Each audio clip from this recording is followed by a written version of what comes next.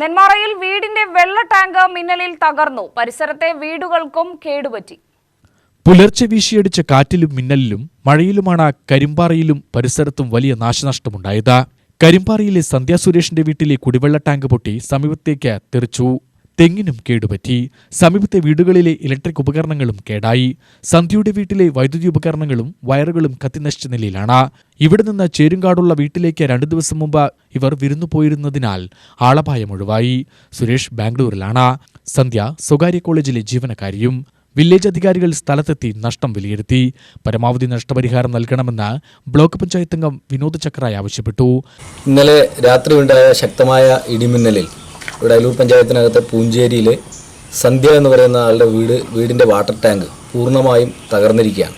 മാത്രമല്ല വീടിനകത്തുള്ള ഇലക്ട്രോണിക് ഉപകരണങ്ങളെല്ലാം കത്തി നശിച്ച്, വീടിൻ്റെ വയറിംഗ് ഉൾപ്പെടെ കത്തി നശിച്ച് വീടിന് വലിയ രൂപത്തിലുള്ള കേടുപാടുകൾ സംഭവിച്ചിട്ടുണ്ട്.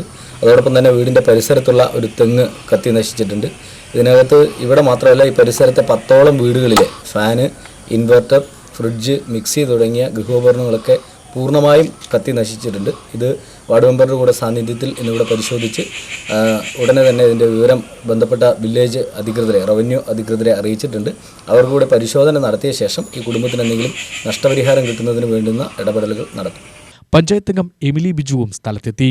UTV news, Palakkad.